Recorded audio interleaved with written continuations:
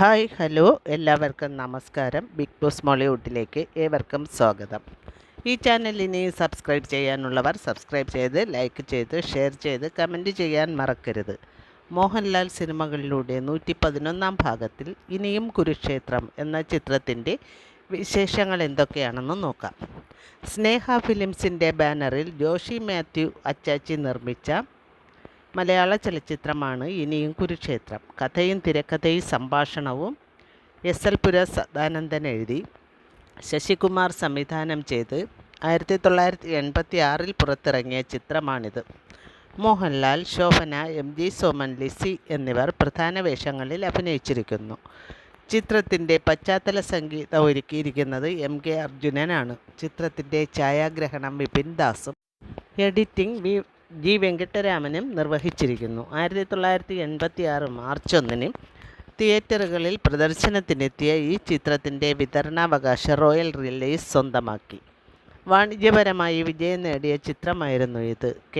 ജയകുമാർ എഴുതിയ വരികൾക്ക് MK അർജുനൻ ഈണം നൽകിയ 2 ഗാനങ്ങളാണ് ചിത്രത്തിലുള്ളത്. ഈ ഗാനങ്ങൾ KJ യേശുദാസും ലതികയും ആലപിച്ചിരിക്കുന്നു. എത്ര നിലാത്തിരി മരതകക്കൂട്ടിൽ എന്ന് തുടങ്ങുന്ന ഗാനങ്ങളാണ് അവ. അഭിനയിച്ചവരും കഥാപാത്രങ്ങളും: ഇൻസ്പെക്ടർ സുരേഷായി മോഹൻലാൽ, സുരേഷിൻ്റെ മുറപ്പെണ്ണ് രേഖയായി ശോഭന, സുരേഷിൻ്റെ സഹോദരനായി സോമൻ, സുരേഷിൻ്റെ അമ്മാവൻ അതായത് രേഖയുടെ അച്ഛനായി KP ഉമ്മർ, അബ്കാരി കോൺട്രാക്ടർ ബാലഗംഗാധരനായി CI പോൾ, ഹെഡ് കോൺസ്റ്റബിൾ ഗോവിന്ദപിള്ളയായി അടൂർ ഫാസി, നീരേറ്റ് പുരം നാരായണൻകുട്ടിയായി ജഗദീഷ് ശ്രീകുമാർ, ഗോവിന്ദപിള്ളയുടെ മകൾ അമ്മിനിയായി ലിസി. കൂടാതെ മീന, തൊടുപുഴ വസന്തി, നഹാസ് എന്നിവരും അഭിനയിക്കുന്നുണ്ട്. നാട്ടിലെ പോലീസ് സ്റ്റേഷനിൽ പുതിയ SI ആയി സുരേഷ് ചാർജ് എടുത്തു. സുരേഷിൻ്റെ അമ്മാവൻ്റെ മകളാണ് രേഖ. രേഖയുടെ അച്ഛൻ ധനികനാണ്. തൻ്റെ സ്വത്തുക്കളുടെ അവകാശം കൈമാറാൻ 2 സഹോദരിമാരുടെ മക്കളിൽ ആരാണ് എന്ന മത്സരത്തിലാണ് അവർ. ബാല്യകാലത്ത് അച്ഛൻ്റെ ആകസ്മികമായ വിയോഗത്തെ തുടർന്ന് സുരേഷും അമ്മയും ധനികനായ അമ്മാവൻ നാരായണൻകുട്ടിയുടെ സംരക്ഷയിലാണ് കഴിഞ്ഞത്. സുരേഷിൻ്റെ പഠനവും ഒക്കെ നോക്കിയതും ഈ നാരായണൻകുട്ടിയാണ്. സത്യസന്ധതയോടും ആത്മാർത്ഥതയോടും കൂടി തൻ്റെ ജോലി ചെയ്യാൻ ആഗ്രഹിക്കുന്ന ഒരു പോലീസ് ഉദ്യോഗസ്ഥനാണ് സുരേഷ്. പക്ഷേ നാരായണൻകുട്ടിക്ക് സുരേഷ് പോലീസ് ഓഫീസറായതിൽ താല്പര്യമില്ല. തൻ്റെ സ്വത്തുക്കൾ നോക്കി നടത്താൻ കഴിവുള്ള ഒരു ആളെയാണ് നാരായണൻകുട്ടി മകളുടെ ഭർത്താവായി ആഗ്രഹിക്കുന്നത്. ബാലഗംഗാധരൻ്റെ മകൻ ജയനും രേഖയെ വിവാഹം കഴിക്കാൻ താല്പര്യമുണ്ട് എന്ന വിവരം നാരായണൻകുട്ടി അറിയിക്കുന്നുണ്ട്. ആ സമയത്ത് സുരേഷിന് തൻ്റെ സഹപാഠി എന്ന് പറഞ്ഞ് ഒരു കത്ത് ലഭിക്കുന്നു. ഇവിടുത്തെ അബ്കാരി കോൺട്രാക്ടർക്ക് വേണ്ടി അയൽ സംസ്ഥാനത്ത് നിന്ന് കടത്തി കൊണ്ടുവരുന്നു സ്പിരിറ്റ് എന്നാണ് കത്തിലുണ്ടായിരുന്നത്. അതനുസരിച്ച് ആ സ്പിരിറ്റ് പിടിക്കാൻ സുരേഷ് തയ്യാറാവുന്നു. പക്ഷേ ഉന്നതങ്ങളിൽ ഉള്ള പിടിപാട് മൂലം അയാൾ രക്ഷപ്പെടുന്നു. സ്പിരിറ്റ് കടത്തുന്നതിന് പുറമെ വ്യാജ ലോട്ടറി ടിക്കറ്റ് അച്ചടിച്ച് വിൽക്കുന്നതിലും അയാൾ നേതൃത്വം നൽകുന്നു. അക്കാരണത്താൽ സുരേഷ് ബാലഗംഗാധരനെ അറസ്റ്റ് ചെയ്യുന്നു. തന്നെ വളർത്തി പഠിപ്പിച്ച അമ്മാവൻ ഇടപെട്ടിട്ട് പോലും സുരേഷ് അയാളെ വിട്ടയക്കുന്നില്ല. ഒടുവിൽ വ്യാജരേഖകൾ ഹാജരാക്കി അയാളെ പുറത്തിറക്കിക്കൊണ്ടു പോകുന്നു. തനിക്ക് ലഭിക്കുന്ന അജ്ഞാതൻ്റെ കത്തുകളിലൂടെയാണ് സുരേഷ് ഈ രഹസ്യ വിവരങ്ങൾ അറിയുന്നത്. ഒടുവിൽ അയാൾക്ക് ഈ അജ്ഞാതൻ എവിടെയുണ്ടാകും എന്ന് സുരേഷിനെ അയാൾ തന്നെ കത്തിലൂടെ അറിയിക്കുന്നു.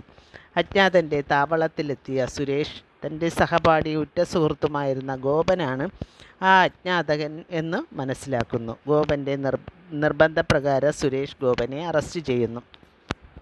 ലോക്കപ്പിൽ വച്ച് ഗോപൻ കൊല്ലപ്പെടുന്നു. ആ കൊലപാതകം ഗോപൻ്റെ തലയിൽ വച്ച് കെട്ടുകയും ചെയ്യുന്നു. ഗോപൻ മർദ്ദനമേറ്റാണ് മരിച്ചത്. അതായത് പോലീസ് ലോക്കപ്പിൽ പോലീസിൻ്റെ മർദ്ദനമേറ്റാണ് മരിച്ചതെന്ന് ആരോപിച്ച് സുരേഷിനെ അറസ്റ്റ് ചെയ്യുന്നു. അമ്മയുടെ സങ്കടം കണ്ട് അമ്മാവൻ സുരേഷിനെ ജാമ്യത്തിലിറക്കുന്നു. അവൻ വീട് വിട്ട് ആ വീട്ടിൽ നിന്നും മാറി താമസിക്കാൻ തീരുമാനിക്കുന്നു. താൻ എവിടെ താമസിക്കുന്നത് അമ്മാവിന് ഒക്കെ ബുദ്ധിമുട്ടുണ്ടാക്കും എന്ന് മനസ്സിലാക്കി അയാൾ ആ വീട്ടിൽ നിന്നും ഇറങ്ങി ഒരു ലോഡ്ജിൽ റൂമെടുത്ത് താമസിക്കുന്നു.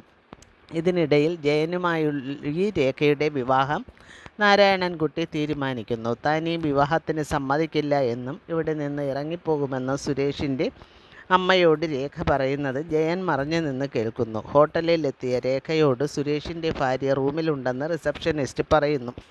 റൂമിൽ എത്തിയപ്പോൾ സമാനമായി അത് വിശ്വസിക്കാവുന്ന സംഭവങ്ങളാണ് രേഖ കാണാനിടയായത്. തെറ്റിദ്ധരിച്ച് രേഖ തിരികെ പോകുന്നു. രേഖ ജയനുമായുള്ള വിവാഹത്തിന് സമ്മതിക്കുന്നു. സുരേഷിന് മറ്റൊരു ഭാര്യ ഉണ്ട് എന്നുള്ള വിശ്വാസത്തിലാണ് രേഖ ജയനുമായുള്ള വിവാഹത്തിന് സമ്മതിക്കുന്നത്. ഗോവിന്ദപിള്ള ഗോപൻ മരിച്ചതെങ്ങനെയാണെന്ന് സുരേഷിനോട് പറയുന്നു. ബാലഗംഗാധരൻ 25,000 രൂപ ഹെഡ് കോൺസ്റ്റബിളായ ഗോവിന്ദപിള്ളയ്ക്ക് തൻ്റെ മകളുടെ വിവാഹത്തിന് ആവശ്യങ്ങൾക്കായി നൽകാം എന്ന് വാഗ്ദാനം ചെയ്ത് ഗോവിന്ദപിള്ളയെ വശത്താക്കുന്നു. ഗോവിന്ദപിള്ളയുടെ സഹായത്തോടെ ബാലഗംഗാധരൻ്റെ ഗുണ്ട ലോക്കപ്പിൽ കയറുകയും ഗോപനെ കൊല്ലുകയും ചെയ്യുകയാണ് ചെയ്തത്. ഗോവിന്ദപിള്ള ഉണ്ടായ സംഭവങ്ങൾ കോടതിയിൽ ഏറ്റുപറയാം എന്ന് സമ്മതിക്കുന്നു. പക്ഷേ ഇത് മനസ്സിലാക്കിയ ബാലഗംഗാധരൻ തൻ്റെ ആളുകളെ ഉപയോഗിച്ച് ഗോവിന്ദപിള്ളയെയും കൊല ചെയ്യുകയാണ് ചെയ്യുന്നത്.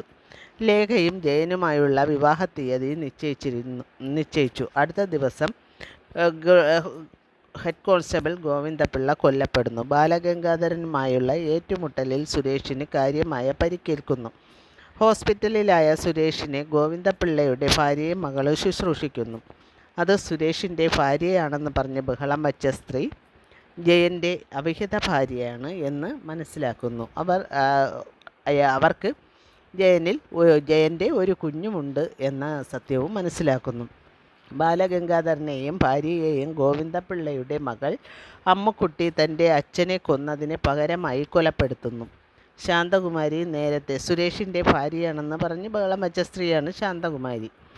സുരേഷിൻ്റെ മുറിയിൽ കൊല്ലപ്പെട്ട് കിടക്കുന്നതാണ് കാണുന്നത്. സുരേഷിൻ്റെ ചേട്ടൻ ജയൻ സുരേഷിൻ്റെ മുറിയുടെ താക്കോൽ വാങ്ങി ശാന്തകുമാരിയെ ഈ ഹോട്ടലിൽ താമസിച്ചു കൊള്ളാനും അടുത്ത ദിവസം വീട് പുതുക്കി പണിയുന്നതിനായി 1,00,000 രൂപ നൽകാമെന്നും വാഗ്ദാനം ചെയ്ത് അവിടെ താമസിക്കുകയായിരുന്നു. ജയൻ പോയ പുറകെ ബാലഗംഗാധരൻ്റെ ഗുണ്ടകൾ വന്ന് ശാന്തകുമാരിയെ കഴുത്തും ഞെരിച്ച് കൊല്ലുകയാണ് ചെയ്തത്.